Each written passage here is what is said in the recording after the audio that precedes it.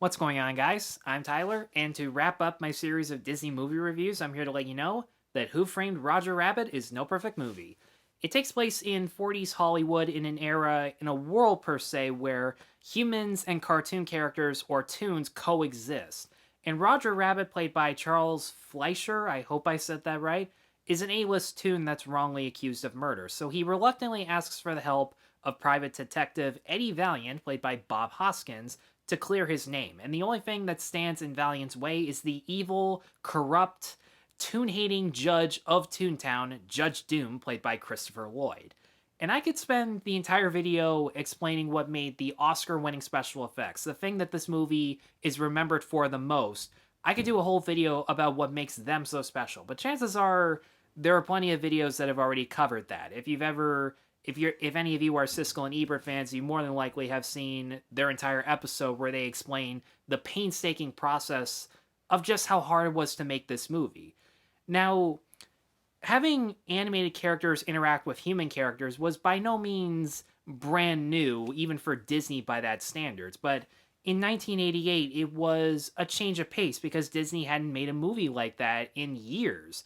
And it really goes to show how painstakingly hard it was for them to film for 7.5 months at the very least, to go over budget, behind schedule, to accommodate the animation director Richard Williams, who openly hated Disney's guts, hated them as a bureaucracy.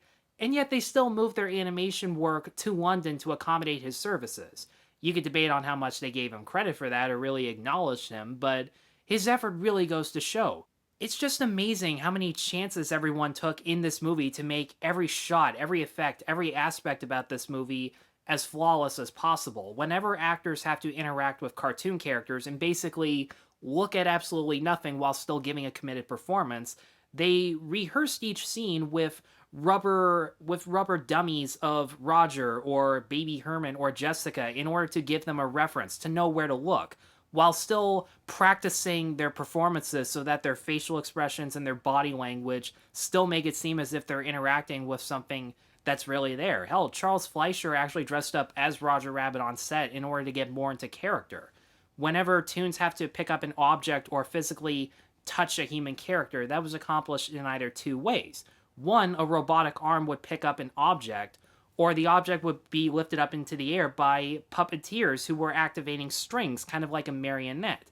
And those were effect shots that I was expecting, but nonetheless, the effort is completely seamless. Most of these effects are done in single takes to really sell the world that these characters live in, to make it feel tangible. And they pulled it off incredibly. And it goes without saying that the animation itself is practically flawless. It looks absolutely vibrant, it looks colorful, it looks really fast paced, and I love how they layered the characters in different ways in order to make it seem like the lighting in one area is affecting them. If it's bright, it's shining down on them. If it's dim, the shadows actually consume them. It's small little details like that that make it seem a lot more realistic. And what makes the live action scenes stand on their own in comparison is this old school film noir style that Zemeckis pulls off incredibly. This is a great love letter to film noirs like Chinatown or Maltese Falcon. Lots of dim lighting, lots of shadows that consume the characters and make them seem morally ambiguous visually. All of these huge, long, wide shots that make characters look like ants, make them look small and defenseless compared to these giant close-ups of Judge Doom as this powerful, corrupt, tyrannical villain. And of course, the costume and set design that really sells the setting of 1940s Hollywood. Robert Zemeckis, as I said before, captures a lot of the atmosphere just through these swift, long tracking shots that give you every single clue that you need to know about the setting, about the story, about the characters, through visuals. Hitchcock did a lot of these tracking shots where he would focus on one object, move on to the next, move on to the next, so that you can learn this information so much quicker and you wouldn't have to rely so much on exposition all the time, which is really important because this is a mystery movie. Mystery movies rely on exposition because they're facts that characters need to know. And that is kind of one of the problems with Who Framed Roger Rabbit, the story itself.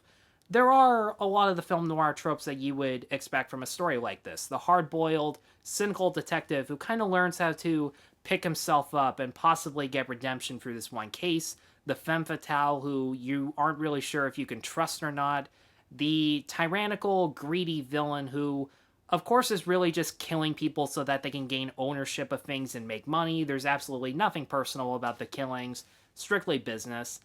And I gotta be honest, the whole mystery surrounding the finances and the just the logistics of things, I gotta be honest, I forgot about them as soon as they were introduced, and I think most people did, because, like, when we were kids, did we really care about building a freeway or anything like that? Thankfully, though, the characters are very likable, and their arcs centering around preconceived judgments are well written. Bob Hoskins is great as Eddie Valiant. It's probably his most memorable role. He's great as this detective who really does show himself to be a capable person. We see that in the past he has served the Toon community very well, and he's capable of getting along with them, but because of semi-recent tragic events that are part of his backstory, if he does get along with any Toon characters, it's Toons who resemble humans. It isn't until he meets Roger and sees his devotion to his own wife, Jessica, that makes Eddie realize that his biases are really the only thing that's keeping him from having a happy life, from accepting the past, moving on, and embracing the people that you do have. Joanna Cassidy, as Dolores, is that one person in Eddie's life that really makes him happy. And the reason I think she's one of, if not maybe my favorite characters in the movie, is that she understands what Eddie is going through. She knows why he's acting the way that he is. And she also is not afraid to make it clear that the only reason she ever helps him out, which is a great deal, is that she knows that he's a much better person than he is acting, and the only reason he can be a better person again is if he puts in the hard effort to do that. I was already expecting Baby Herman to have an adult voice once you see the skit and then they yell cut and it cuts to reality. I expected that. But Lou Hirsch has this deep, gruff, almost Chainsmoker-like wise guy voice that manages to make a talking baby still seem surreal, which is really hard to do nowadays. And Jessica Rabbit is a sight to see. I think it's pretty obvious. Most of you probably already knew that anyways. And Kathleen Turner's voice performance, I'm surprised she didn't get any credit for this. Kathleen Turner's voice performance gives the character this sophisticated but still seductive voice that complements the design and also makes you wonder what kind of a person she really is. Because, I'll be honest, when I first saw her, I'm like, what do you see in Roger anyways? But once you do actually see the two of them together, without spoiling anything, it actually does kind of make sense. But I'm pretty sure most of you remember the cameos from every single classic Disney, Looney Tunes, or just Paramount cartoon from your childhood, which obviously I was really looking forward to, and those moments never disappointed, and that's because the characters themselves are written the exact same way that we remember them as kids. A duet between Donald Duck and Daffy Duck isn't funny just because you're seeing the two of them together. It's because they're both these incredibly short-tempered characters who are so desperate for glory that seeing them butt heads just seems absolutely natural, and that's what makes the crossover easily one of the greatest parts of the movie. And that's just one example. I could go on and on about how the original Betty Boop character actually did come back to play Betty Boop, which, I mean, no one my age would have guessed that, but it's still just such a great fact to know, and it lends a lot to the smallest moments in the movie, but it's still a special thing to have. But I gotta be honest, the one character I didn't care for actually was Roger Rabbit, and it's clear as day that he's supposed to be an intentionally annoying character, and that's what makes the back and forth between him and Valiant kind of have this odd couple or typical buddy cop thing going on, but good lord, dude does not shut the hell up, and I can handle high-pitched characters sometimes, but him and the way he talked so fast and so frequently just really got on my nerves real quickly. I know it's supposed to be like a tribute to old-fashioned cartoons like Looney Tunes or typical Mickey, Donald, and Goofy stuff, but I don't know, his stupidity just felt more like a plot convenience to move the mystery along and to sell the material more than a genuine character, which it's not to say that he doesn't have any funny moments. When he takes off the handcuffs and then puts them back on to not piss off Valiant. That was a really funny scenario. I love that he dictates his life based on what's funny and what's not. It's just the jokes that he does have, I guess they just didn't land for me as much as they could have. Charles Fleischer does a really good job voicing the character, and he voices 3 or 4 others who I wouldn't have guessed. He did a really good job, but I don't know. Talkative, high pitched characters are a tough sell on me. He's not Ben from Treasure Planet annoying, but once in a while, it does feel that way.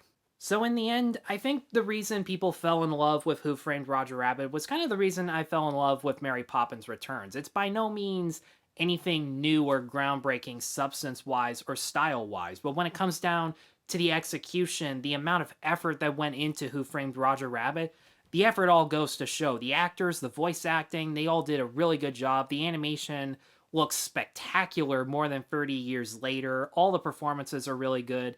Even though Christopher Lloyd is a one-note villain, he adds this creepy, over-the-top energy to him that makes him a tolerable villain. And when the big twist around him that I don't want to spoil happens, it is admittedly pretty creepy, and it probably would have scared the shit out of me as a kid. So, yeah, Who Framed Roger Rabbit was a really good movie to end this series on, and I'm going to give it a 4 out of 5.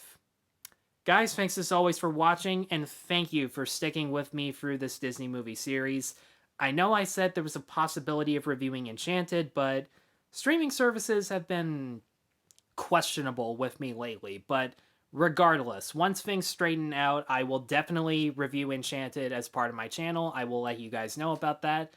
And yeah, thank you so much to all of you for watching. Stay tuned for me announcing all the votes that you guys have selected for my next review series. If it's not too late, be sure to let me know in the comments below which series you would want to do. It would either be Don Bluth movies, 2D DreamWorks, Studio Ghibli, or Disney Toon Studios, which are basically sequels and adaptations of shows. So, be sure to stay tuned for more content, and be sure to like and subscribe. Take care.